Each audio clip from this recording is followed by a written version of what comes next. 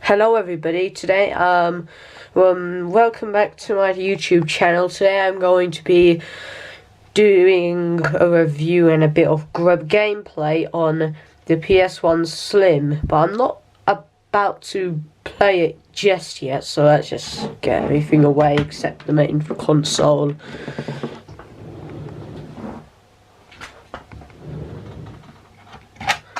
You two little memory cards.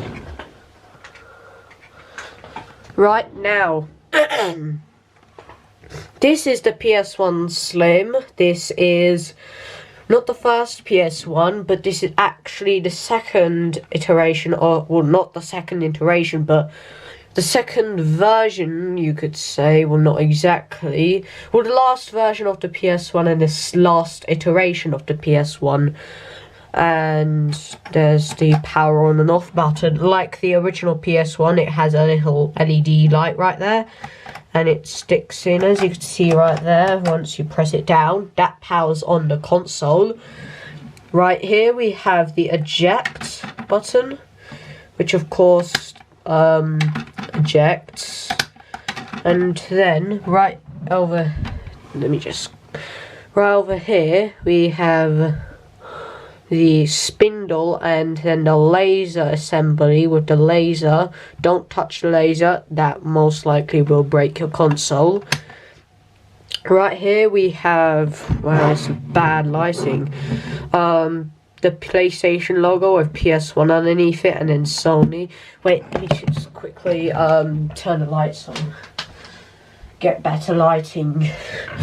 Right, now that should be a bit better. So there we have the PlayStation logo with PS1 down the bottom, and then Sony. This was actually called the PlayStation, this was just called the PS1, not with the number one, with the word one.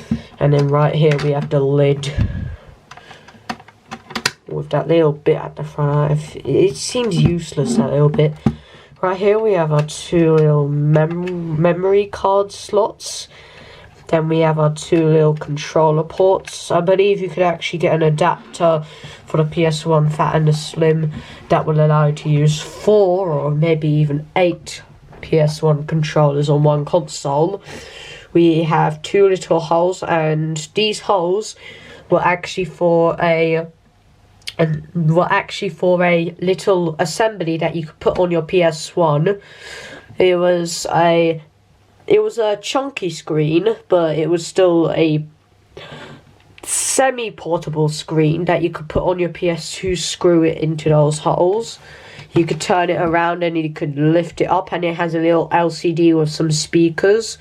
And as you could even get, I'm pretty sure, I believe you could even get a little battery pack for the bottom of your PS1 Slim that connects to this, which has a big chunky old battery in it, which means you could use this as a portable console semi. I don't think it lasts that long on that battery, but one day I am planning on getting that big screen and a battery pack, because that would be cool.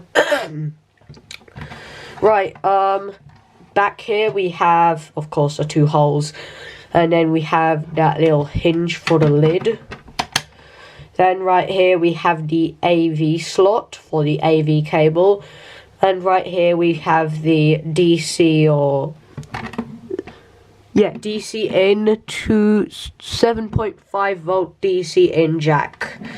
Then right at the bottom we have some, get propped up here. We have, oh god, it's gonna fall. We have some vents and some little cooling holes. We have some warranty stuff. I'm pretty sure mine hasn't been opened, which is quite good, because the warranty seal is still on there, even though it still probably is out of warranty, even because it's so old. And yeah, that's the PS1 Slim main console. Both sides have nothing on them except just a big line going down them, because those big lines are actually the separation between the two molds, or the multiple molds of the console. So Yeah, so let's quickly go ahead and right, let's move on to the controllers. The controller, should I say, because I've only got one controller. So, but you can do multiplayer on this thing. So let's move on to the controllers. Right, so right here we have, well, welcome back. Right here we have the Sony PlayStation 1/PS1 controller. This controller, this version of the controller is the DualShock 1, I believe, and it has a Sony logo with the PlayStation and PS1 logo.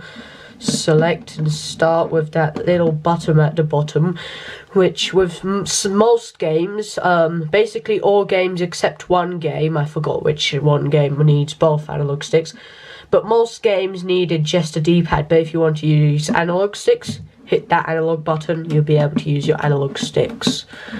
Then this is the D-pad, then X, circles, triangle and square.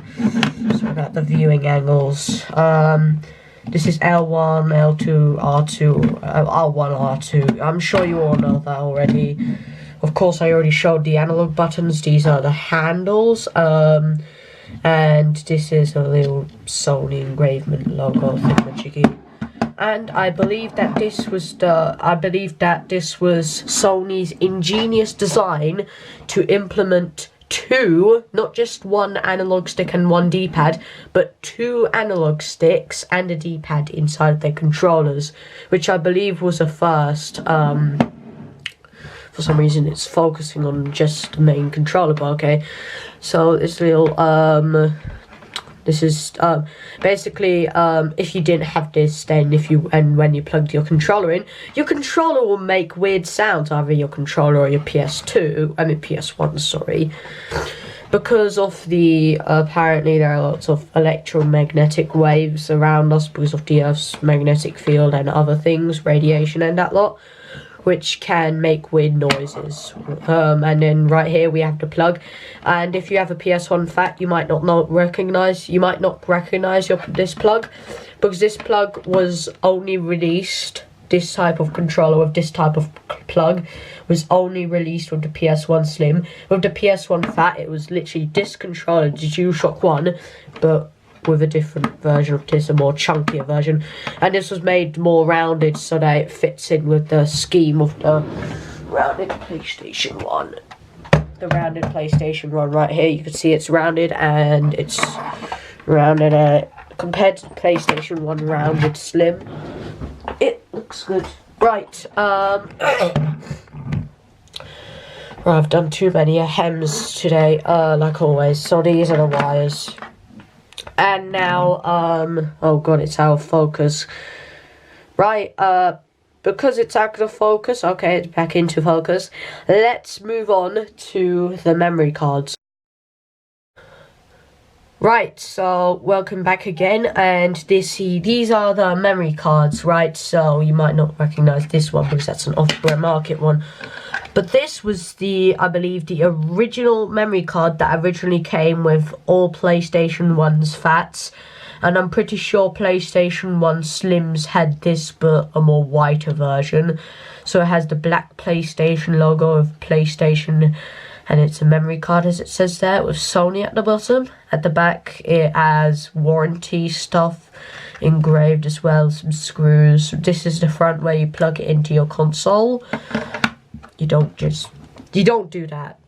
Just lightly plug it in, because if you do that, it will most likely break your console. So I believe one of my PS2s actually broke because of that.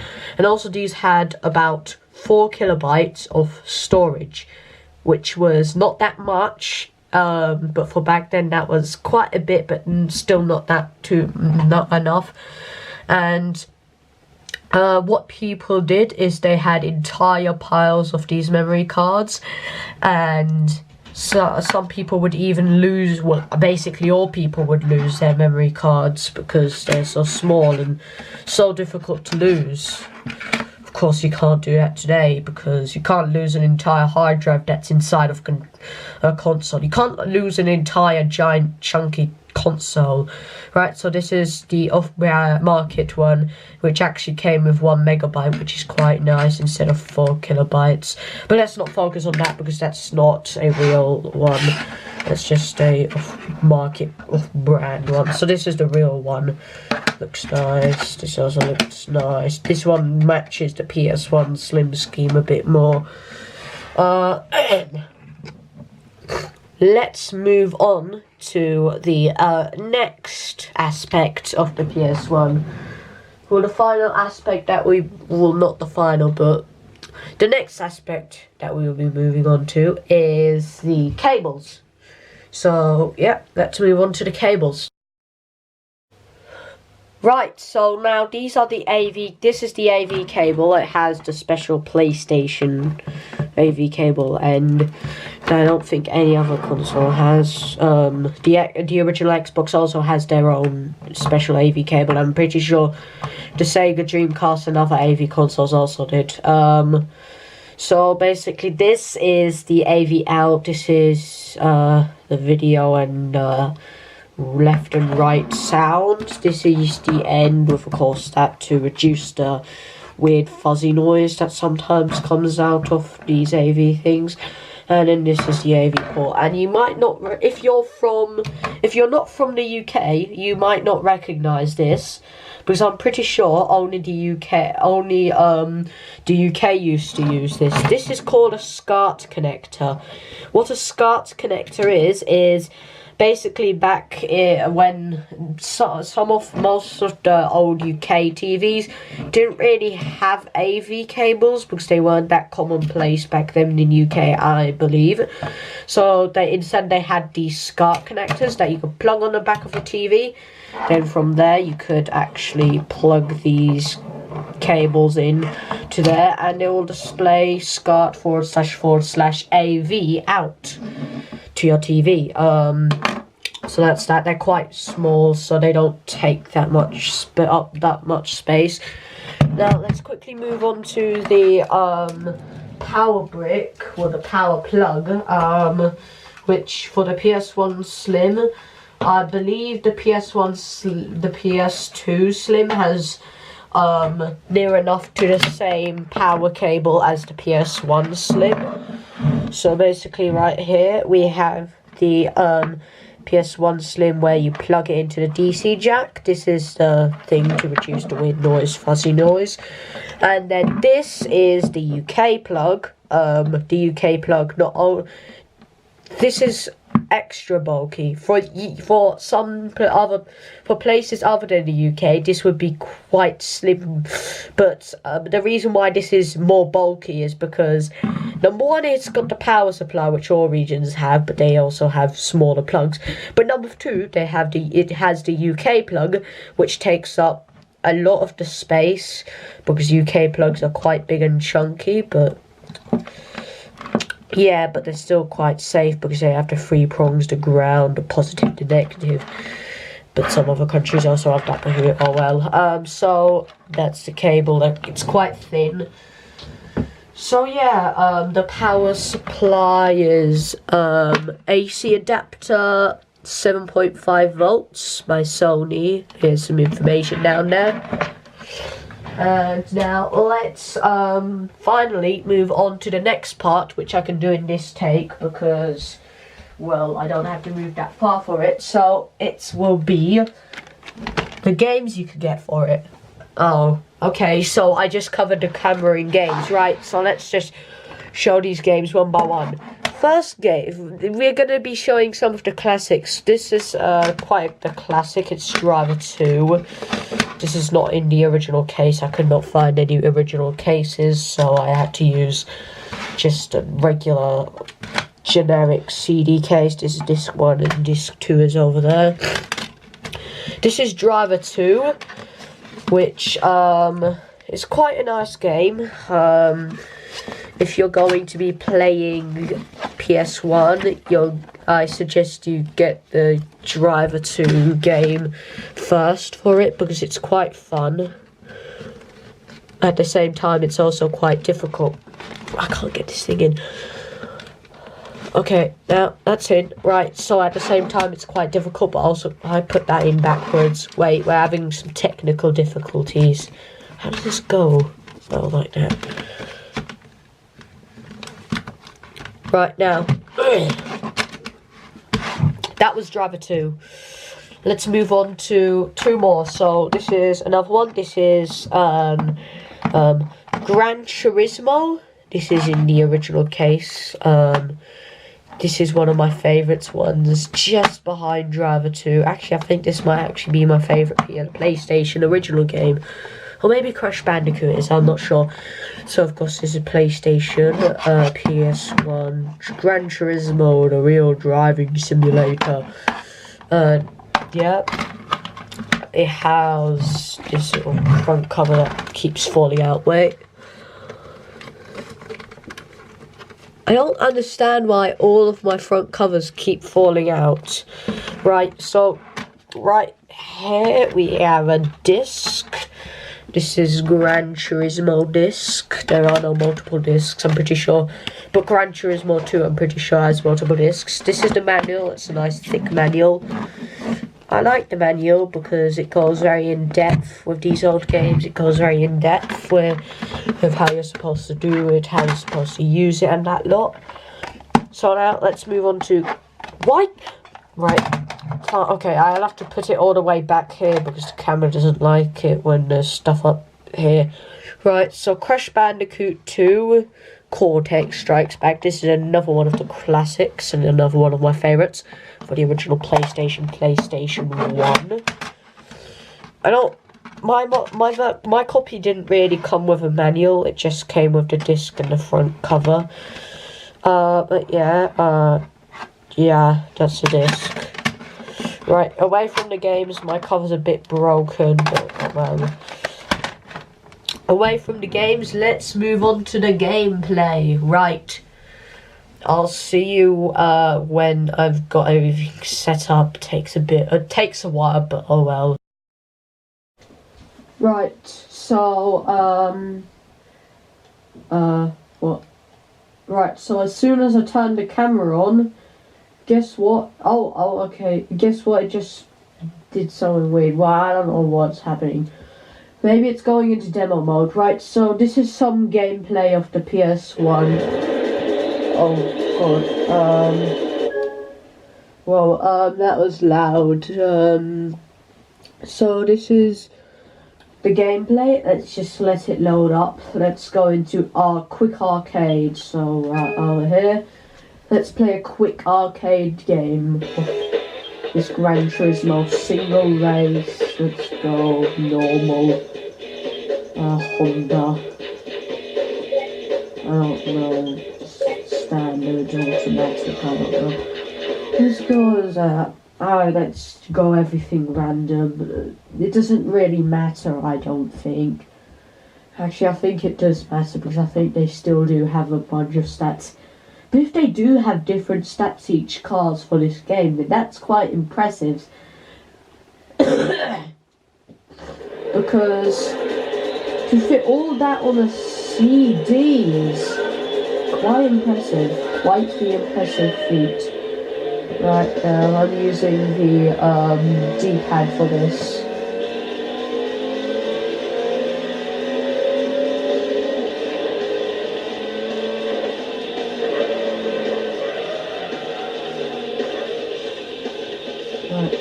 I'm currently in 6th place, which means I'm losing.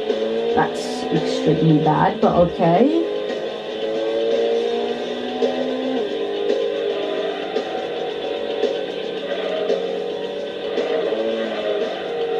I'm extremely bad at this game, but at the same time, it's extremely fun. It's if the game is fun or not, that's what counts. It's not if you win. Actually, sometimes it is even if you win, because some things like in Crash Bandicoot, if you don't win, you get a bunch of boxes falling on your head. Very violent. I'm just joking. It's not that violent. It's just a video game. But I am currently crashing everywhere at the moment. I should probably stabilise or whatever. I don't know any car terms, sorry.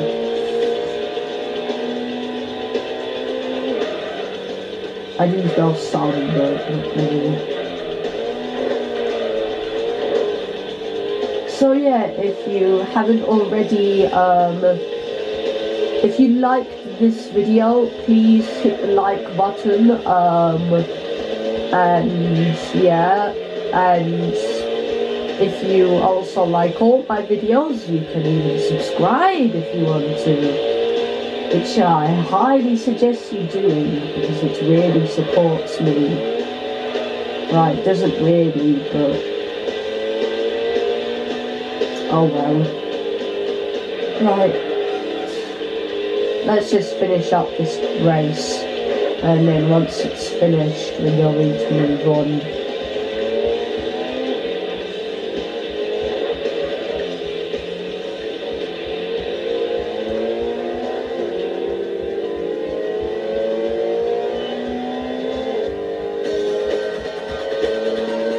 And I've finished in last place.